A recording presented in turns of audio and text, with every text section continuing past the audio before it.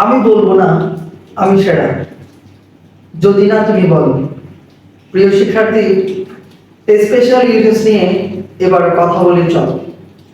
হ্যাঁ প্রিয় শিক্ষার্থী, সকলকে বিজয় ইংলিশ জোনের ইউটিউব চ্যানেলে স্বাগত জানাচ্ছি।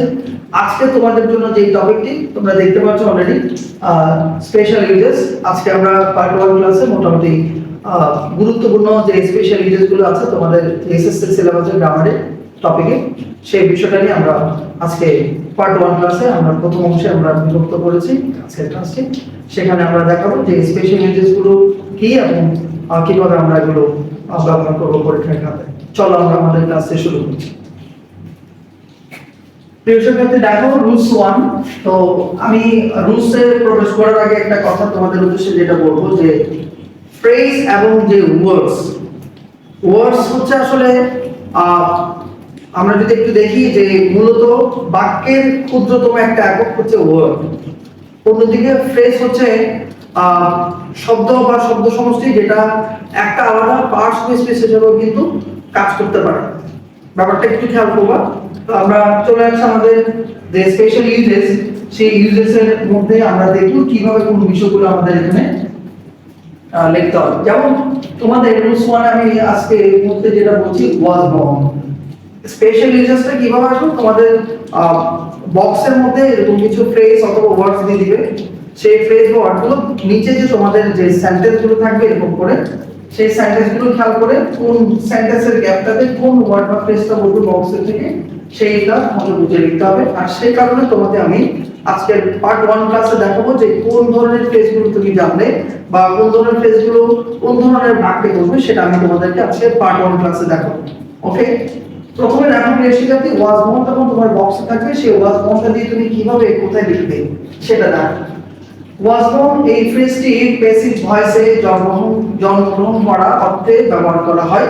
আমরা শর্টকাট যদি দেখতে চাই, দেখো ওয়াজ বাউন্ড আমরা তখনই বসাবো সেই ধরনের বাক্যে বসাবো যেখানে স্থানের নাম, নির্দিষ্ট সাল অথবা নির্দিষ্ট সময় থাকে। এই যে তোমার টেকনিকটা ক্লিয়ার হয়ে গেল।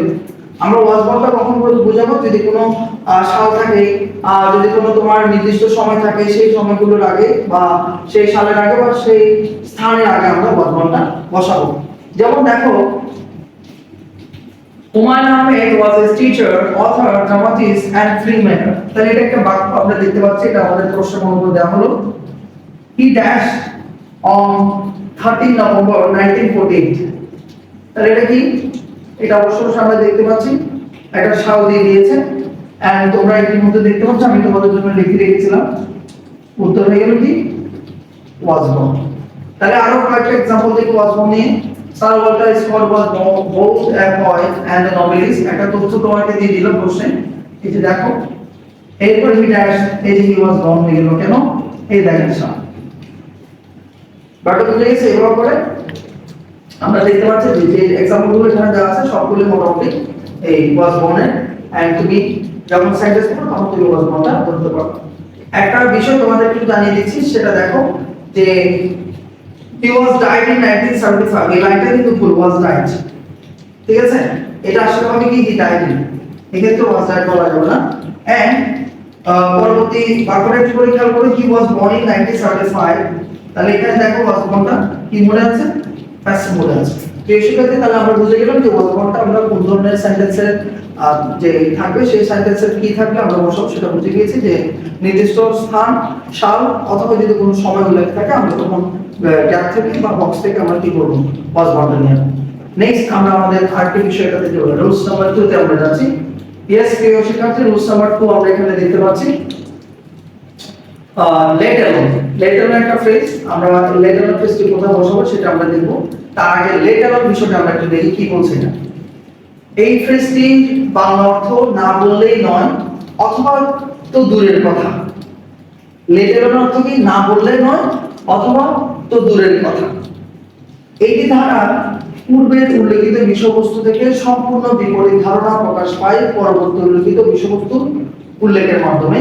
অর্থাৎ তোমার এটা জানা দরকার, তোমার জানা দরকার যে লেট অ্যালোনটা তুমি কখন বসাচ্ছ সেটা তুমি একটু খেয়াল করো। যেমন দেখো যে তুলনামূলক বড় কোনো বিষয় বা বস্তু অথবা তুলনামূলক কোনো ছোট বিষয় বা বস্তু, এটা আমরা দেখব প্রথমে, তারপরে লেট অ্যালোন থাকবে এন্ড লেটার অন পরে আমরা দেখব ওই যে তুলনামূলক ছোট বিষয় বস্তু বা তুলনামূলক কোনো বড় বিষয়। অর্থাৎ আমি যদি এভাবে লিখি সাবজেক্ট প্লাস নেগেটিভ সেন্টেন্স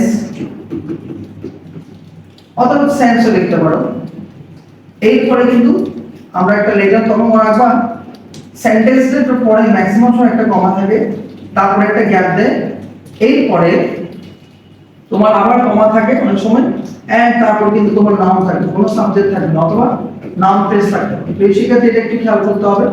আমি যেটা বলছিলাম যে লেট অনের পরে আমরা কখনো সাবজেক্ট দেখতে পাবো না, লেট অনের পরে হয় নাম অথবা নাম ফ্রেজ থাকতে পারে। আর লেট অন কখন হয়, আগে আমরা দেখো সাবজেক্ট দিয়ে যে বাক্যটা শুরু হবে সেটা নেগেটিভ বাক্য থাকবে অথবা নেগেটিভ সেন্স দাঁড়াবে, তখন গ্যাপ অর্থাৎ কমার পরে একটা গ্যাপ থাকবে, এরপরে আবার কমা দিয়ে তারপর নাম ধরবো না অথবা কমা নাও থাকতে পারে। এন্ড লেট অনের পরে কখনো কি হবে না, সাবজেক্ট ভার্ব মানে লেট অনের পরে সাবজেক্ট না দিয়ে আমরা নাম লিখবো অথবা নাম ফ্রেজ লিখবো। আর লেট অন মানে কি, দূরের কথা। এবার দেখো তো एग्जांपलটা, he did not even see a hill dash a mountain, এই দেখো লেট অন। এন্ড তুমি দেখো তো he did not even see a hill, এই যে এটা একটা বাক্য, এই যে সাবজেক্ট এটা, and did not even see a hill, এই যে কমা, এরপরে গ্যাপ ছিল, গ্যাপ আমরা লেট অন বসাচ্ছি, দেন a mountain আছে, কমা না থাকতে পারে। আরেকটা বিষয় দেখো তো লেট অন নিয়ে, I have never walked 5 miles at a stream, দেখেন এটাও কিন্তু একটা ফ্রেজ, কিন্তু একটা না বোঝাচ্ছে, তবে বলা যায় আমি কখনো একটা না 5 মাইল হাঁটিনি। 10 মাইলস লেট অন, এই যে আমরা এখানে কি দিব, লেট অন 10 মাইলস, 10 মাইল তো দূরে। he cannot tell my name, এই যে এখানে কি আমি কি দিব, লেট অন my address। ঠিক আছে, তাহলে এভাবে করে আমরা লেট অনটা লিখতে পারবো। আর লেট অনটা আমরা তখনই বসে যে বাক্যটাতে নেগেটিভ সেন্স থাকছে এবং তারপর প্রশংসনীয় নাম অথবা নাম থাকছে, এবং এভাবে করে আমরা एग्जांपलগুলো খেয়াল করলে পাবো। তো এই ক্ষেত্রে আমরা এবারে নেক্সট রুলসটা দেখতে চাইছি। Yes, rules number 3, what does, এটা গ্যাপ দেখা যাচ্ছে, এরপরে লুক লাইক, এরপরে প্রশ্নবোধক চিহ্ন। এই ফ্রেজটির ব্যবহার হয় অদ্ভুত কোনো জিনিস দেখে অনুভূতি প্রকাশের ক্ষেত্রে, কোনো অনুভূতি প্রকাশের ক্ষেত্রে এটি ব্যবহৃত হয়। তার মানে হোয়াট ডাজ লুক লাইক, এখানে দুটো বিষয় তোমাকে লিখতে হচ্ছে, সেই কারণে এই দুটো গ্যাপ আমরা এখানে বলতে চাচ্ছি। দেখেন এই ক্ষেত্রে দুই পাশে ফাঁকা থাকে, মানে দুটো গ্যাপ থাকবে, সেই দুটো গ্যাপের মাঝখানে আমরা একটা নাউন দেখব, আগের গ্যাপে হোয়াট ডাজ বসে, পরের গ্যাপে লুক লাইক বসে। তবে এই ক্ষেত্রে একটা কথা আমি তোমাদের বলতে চাই, কখনো কখনো মাঝখানে যে নামটি থাকে সেই নামটি যদি ভুল হয়, তখন বক্সে হোয়াট ডাজ থাকলেও সেটাকে তোমাদের উত্তর লেখার সময় হোয়াট দিয়ে করতে হবে, এটা মেনে রাখবা।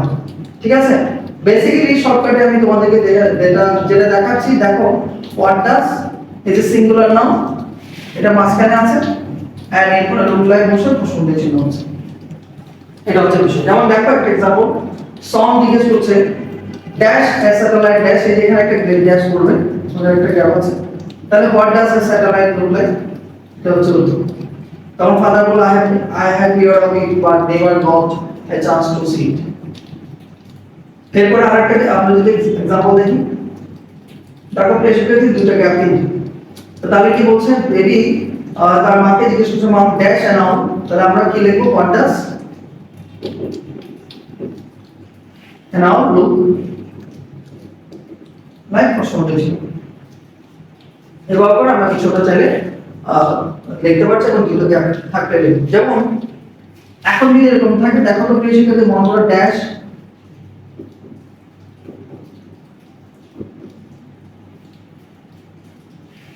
এরপর এখন এরকম, তখন আমরা ওই যে what does the people look like দিলে এখানে কিন্তু ব্যাপারটা ভুল হয়ে যাবে। খেয়াল করো তো কেন ভুল হবে, দ্য পিপলটা অবশ্যই কি নাম, পুরো নাম, তাহলে আমি বক্স থেকে হোয়াট ডাজ আনবো, কিন্তু উত্তর লেখার সময় এখানে কি দিয়ে দিব, হোয়াট ডু, আর এখানটায় ঠিক থাকবে লুক লাইক। তাহলে আশা করি বুঝছি, দুইটা গ্যাপের মাঝখানে প্রথমে হবে what does look like, what does বসে, আর হোয়াট ডাজ এর হোয়াট ডু হয়ে যায়, যদি নামটা মাঝখানে যে নাম থাকবে সেই নামটা যদি পুরো হয়ে যায়, তখন আমরা হোয়াট ডাজ এর জায়গায় হোয়াট ডু লিখবো, এন্ড দ্বিতীয় গ্যাপে অবশ্যই লুক লাইক, এন্ড দেন অবশ্যই প্রশ্ন। আশা করি এটা বুঝতে পেরেছেন। এন্ড রুলস নাম্বার 4টা আমরা একটু দেখব। দেখো শিক্ষার্থী রোজ নাম্বার 4 বলা হচ্ছে হোয়াটস it like. What's it like এর বাংলা অর্থ কোনো কিছু করার অনুভূতি কেমন হয়। কোনো কিছু করার অনুভূতি কেমন হয় বোঝাতে হোয়াটস ইট লাইকটা ব্যবহৃত হয়। আরেকটা জিনিস মনে রাখো, হোয়াটস মানে হচ্ছে হোয়াট ইজ আর, ঠিক আছে? ব্যাপারটা বুঝতে পারছেন? হোয়াট ইজ ইট এরপরে লাইক এন্ড দেন ভার্বের সাথে আইএনজি যুক্ত থাকবে, অবশ্যই সেটা তো কিন্তু প্রশ্নবোধক চিহ্ন থাকবে। ব্যাপারটা বোঝা যাচ্ছে? তাহলে আমরা এটা নিয়ে আরেকটু দেখব পরবর্তী বিষয়টাতে দেখি। यस, দেখেন হোয়াটস ইট লাইক, এই যে এখানে প্রথমে ড্যাশ আছে, living in Bangladesh, you seem to be very happy with your life in Bangladesh. আসলে সত্যি তো না, ঠিক আছে? আমরা চাই এটি অবশ্যই সত্যি হোক এবং অবশ্যই আমরা সুখে থাকতে চাই আমাদের দেশে।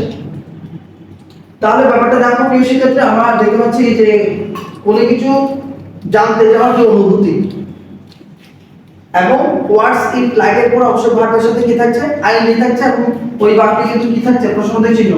তাহলে আমরা এখানে উত্তর লিখতে পারছি হোয়াট, যদি এরকম হোয়াটস থাকে হোয়াটস লিখবো, হোয়াটস ইট লাইক কেমন হয় যদি বাংলাদেশে থাকি, you seem to be very happy with your life in Bangladesh. I have never traveled by air, এই যে একটা লাইন দিল, full stop, dash flying in the sky, তাহলে কেমন হবে? তাহলে what's it like flying in the sky. What's it like এর পর অবশ্যই ভার্বের সাথে কি থাকবে? আইএনজি থাকবে এবং অবশ্যই লাস্টে প্রশ্নবোধক চিহ্ন থাকবে। আশা করি বুঝা যাচ্ছে, ঠিক আছে? তো আমরা মোটামুটি বিষয়টা বুঝতে পারছি। তোমাদের একটা প্রশ্ন থাকবে, এই যেমন দেখো what is it like living in Bangladesh. এই যে লিভিং যদি হয়, এই লিভিংটা কি জিরান নাকি পার্টিসিপল? এই জিনিসটা তোমাদের প্রশ্ন হলো, তোমরা কমেন্ট সেকশনে আমাকে জানাবে এটা কি জিরান না পার্টিসিপল। এন্ড আরেকটা টেকনিক তোমরা লিখে রাখো বা লিখে রাখো নোটটা, সেটা হচ্ছে লাইক, হোপ, অ্যাভয়েড, স্টপ, এগুলো পরে সবসময় ভার্বের সাথে আইএনজি হয় যেগুলো জিরান হিসেবে কাজ করে। বেসিক্যালি আমরা পরবর্তী রুলসে দেখি। Yes, rules number 5। আমি এখানে এভাবে একটি কথা বলে রাখি, বেসিক্যালি তোমরা অবশ্যই যে বিষয়টি মাথায় রাখবা, আমার যখন এই ভিডিও ক্লাসটি তোমরা দেখছো ইউটিউবে, অবশ্যই তোমাদের সামনে যাতে অবশ্যই যেটা একটা কলম এবং একটা খাতা যাতে তোমাদের সাথে থাকে। আদারওয়াইজ কিন্তু তুমি যে এই ভিডিওটি দেখবে, সেই ভিডিওটি শুধু দেখবে কিন্তু কোনো কাজ হবে না।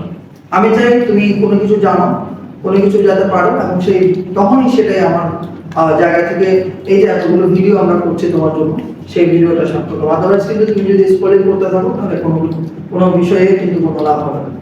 ওকে, স্পেশালি চলো আমরা পরবর্তী যে রুলস নাম্বার 5 সেটা দেখবো এখন।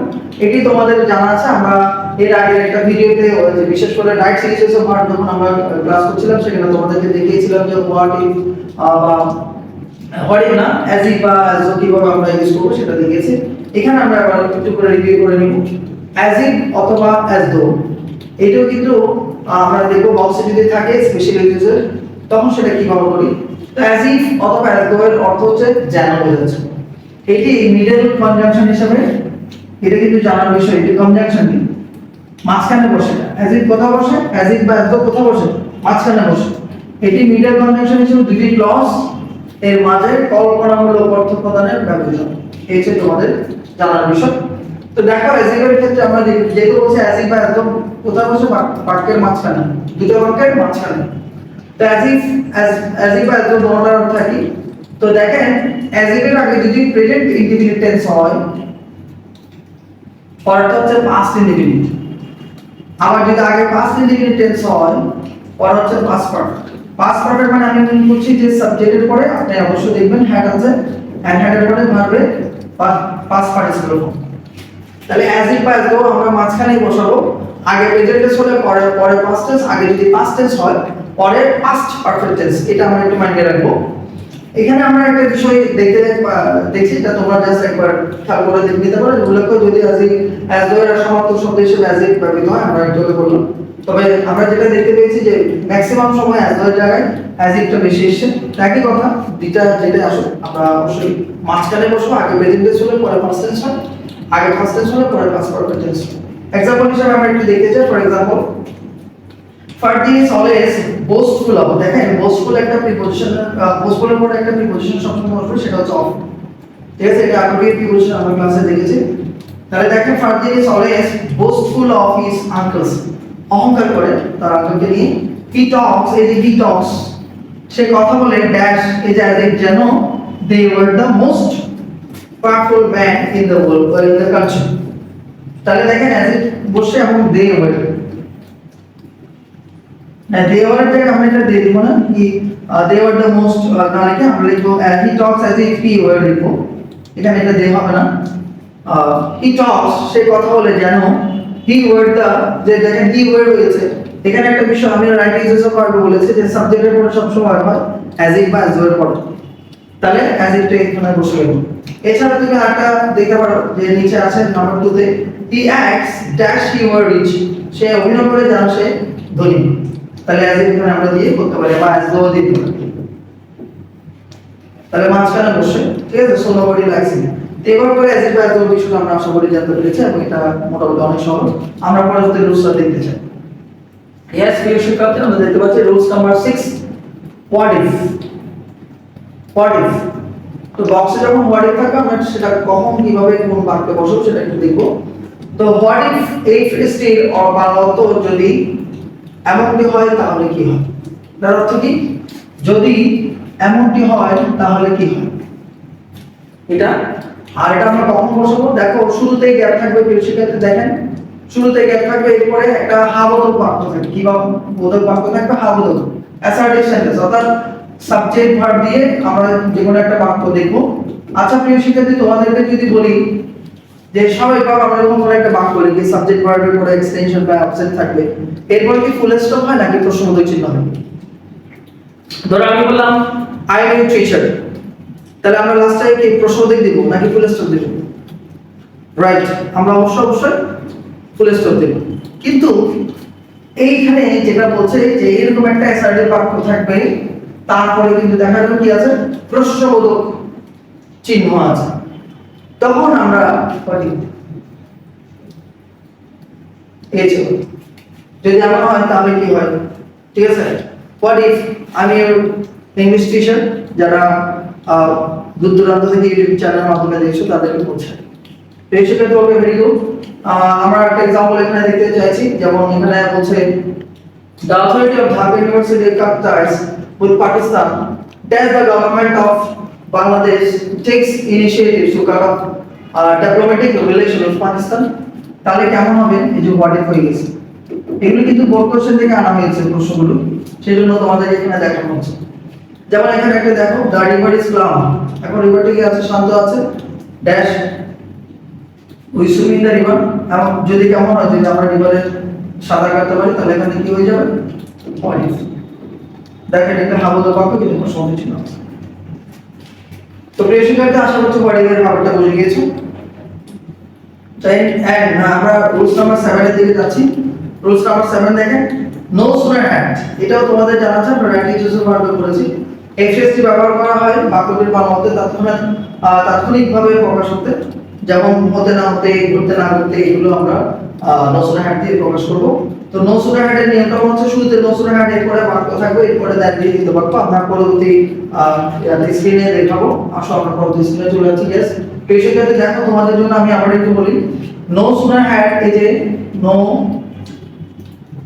সুনার হ্যাড এরপরে অবশ্যই সাবজেক্ট, তারপরে ভার্বের পাস্ট পার্টিসিপল ফর্ম, এরপরে আপনি দেখবেন দেন থাকবে টিএসএম, আবার সাবজেক্ট, এরপরে ভার্বের পাস্ট ফর্ম। তাহলে দেখেন প্রথমে গ্যাপ থাকবে, এই গ্যাপটাতে নো সুনার হ্যাড বসবে, তখনই বসবে প্রিয় শিক্ষার্থী যদি আমরা দেখি যে সাবজেক্টের সাথে ভার্বের পাস্ট পার্টিসিপল ফর্ম থাকে এবং অবশ্যই যদি দেন থাকে। নো সুনার হ্যাড এর সাথে কার সম্পর্ক? দেন এর সম্পর্ক, এবং তারপরে আরেকটা ক্লজ থাকবে এবং সেখানে পাস্ট টেন্স, তখন নো সুনার হ্যাড হবে।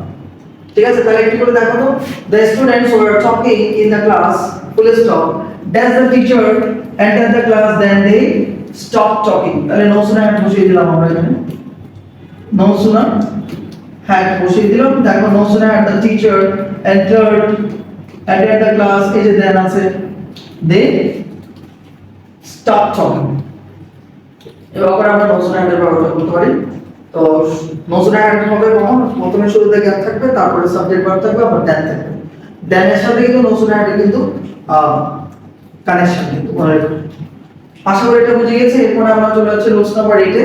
তো নো সুন হ্যাড এর রুলসটা কিন্তু এখানে আমি আবার একটু রিভিউ করেছি ইয়েতে, কারণ নো সুন হ্যাড শুরুতে হয়, আবার অ্যাজ সুন অ্যাজও কিন্তু শুরুতে হয়। প্রিয় শিক্ষার্থী দেখো অ্যাজ সুন এর ব্যাপারটা আমি এখানে লিখে দিয়েছি। নো সুন হ্যাডটা কখন হচ্ছে, নো সুন হ্যাডটা ভার্বে শুরুতে হয় এবং সেখানে কিন্তু ভার্বের পাস্ট পার্টিসিপল ফর্ম থাকছে এবং সেখানে দেন থাকছে, দেন পরে আবার সাবজেক্ট ভার্ব দিয়ে আমরা একটা বাক্য দেখতে পাচ্ছি।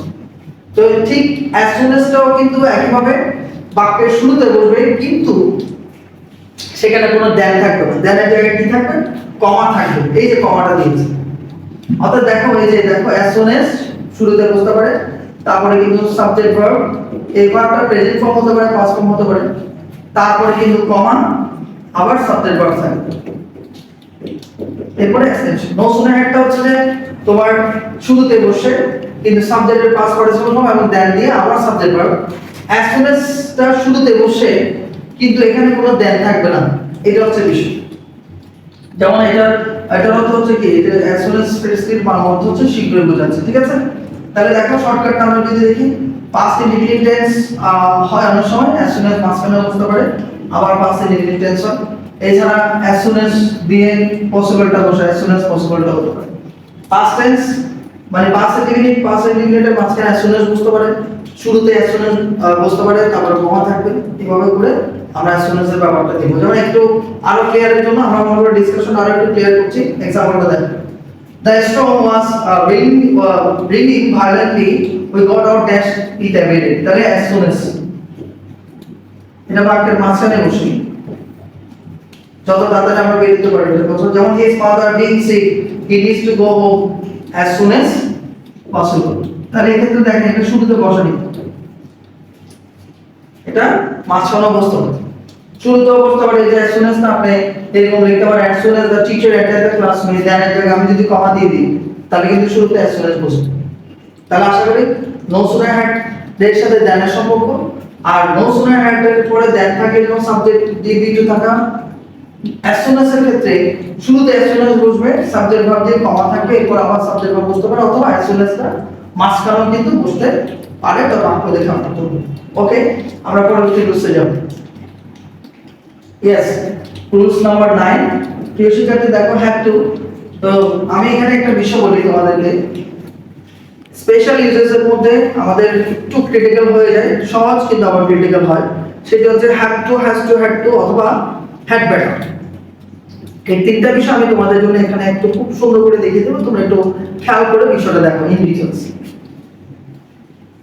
হ্যাভ টু, তার আগে একটা কথা বলে রাখি যে হ্যাভ টু, হ্যাজ টু এগুলো সব মডেল ভার্ব হিসেবে কাজ করছে। দেখেন হ্যাভ টু এই মডেল ভার্ব, এই মডেল ভার্বটির ব্যবহারে কিছু দ্বন্দ্ব দেখা যায়, যেহেতু গ্রামাটিক্যাল রুল অনুযায়ী এমন আরো দুটি modal verb had, better, brother এর ব্যবহারে আলোচনা আসে। তো সেই কারণে এখানের মধ্যে একটা পার্থক্য থাকে, অর্থাৎ আমাদের হ্যাভ টুর সাথে সাথে হ্যাড, বেটারের ব্যাপারটা আমরা দেখব, ব্রাদারের ব্যাপারটাও দেখব, তারপর তোমার কাছে যেতে হবে। তো দেখেন আমি একটু বলি, হ্যাভ টু এর পরে একটা জিনিস দেখেন, এই যে হ্যাভ টু তো সাবজেক্টের পরে হ্যাভ টু, হ্যাভ টু এর জায়গায় হ্যাজ টু হতে পারে, আবার হ্যাভ টু হ্যাজ টু এর জায়গায় হ্যাড টু হতে পারে। সাবজেক্টের পরে হ্যাভ টু বসুক, হ্যাজ টু বসুক অথবা হ্যাড টু বসুক, তারপরে সবসময় মূল ভার্বই বসবে। কি ভার্ব বসবে? মূল ভার্ব বসবে, অর্থাৎ V1 বসবে।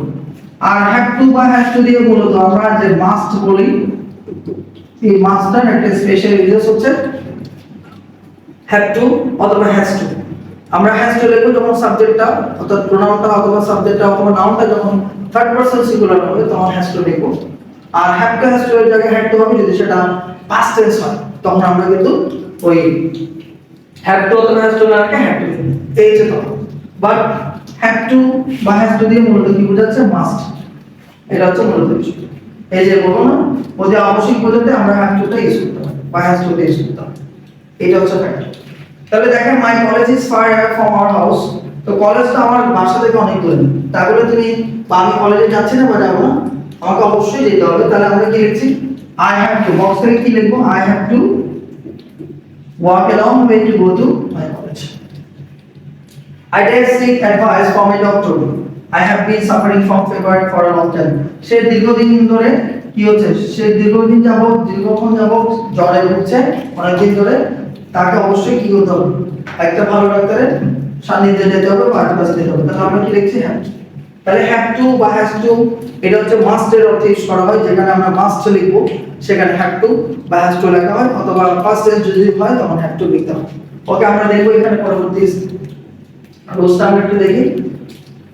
ইয়েস, রুলস নাম্বার 10, এই যে শুড সমান সমান হ্যাড ব্যাটার। বেশি ক্ষেত্রে আমরা এবার হ্যাড ব্যাটার নিয়ে কথা বলছি।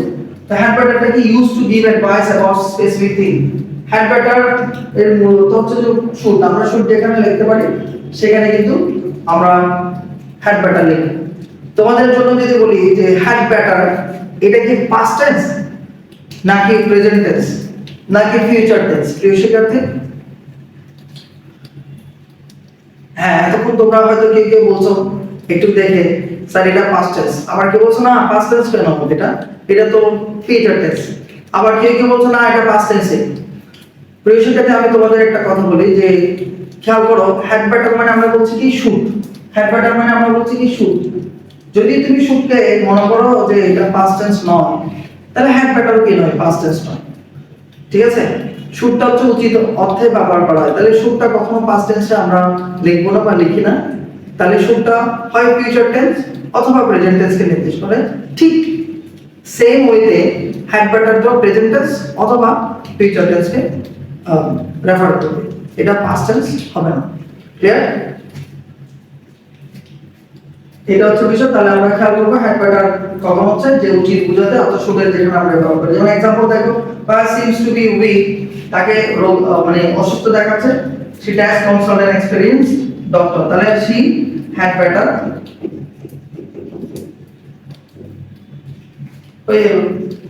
it may rain today, আজকে বৃষ্টি হতে পারে।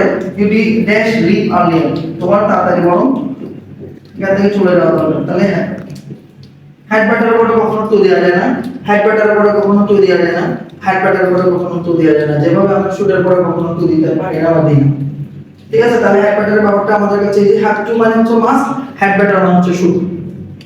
ক্লিয়ার? এন্ড আমরা এবার চলে যাব পরবর্তী যে আরেকটা বিষয় আমরা একটু জানবো, সেটি হচ্ছে উড রাদার এর ব্যাপারটা আমরা একটু দেখতে চাইছি। यस, এই যে দেখেন উড রাদার এর ব্যাপারটা কি হচ্ছে, এইটাও মডেল ভাব। এটা হচ্ছে যে এটি ব্যবহার করার মাধ্যমে একটি বিষয় থেকে আরেকটি বিষয়ে প্রাধান্য পাওয়া যায়। একটা বিষয় থেকে অন্য বিষয়কে প্রাধান্য পাওয়ার ক্ষেত্রে আমরা উড রাদারটা লিখছি। এটা বাংলা অর্থ হচ্ছে বরং ভালো, ঠিক আছে। একটু আগে আমি তোমাদের নৌসুনে হ্যাডের কথা বলেছিলাম, নৌসুনে হ্যাডের সাথে দেন থাকে, ঠিক উড রাদারের সাথেও দেন থাকে, বাট তফাৎটা কোথায় আমরা একটু দেখি। শর্টকাটটা কি, সাবজেক্ট থাকবে প্রথমে, এরপর উড রাদার, তারপরে মূল ভার্ব। এখানে আমি একটু এড করি, আবার এরপরে দেন থাকবে, দেনের পরে আবার একটা মূল ভার্ব থাকবে। তাহলে দেনের সাথে কিন্তু রাদারের একটা সম্পর্ক আছে। ম্যাক্সিমাম সময় আমরা দেনের পরে একটা ভার্ব দেখব এবং সাবজেক্টের পরে গ্যাপ থাকবে, সেটা উড রাদার দেব।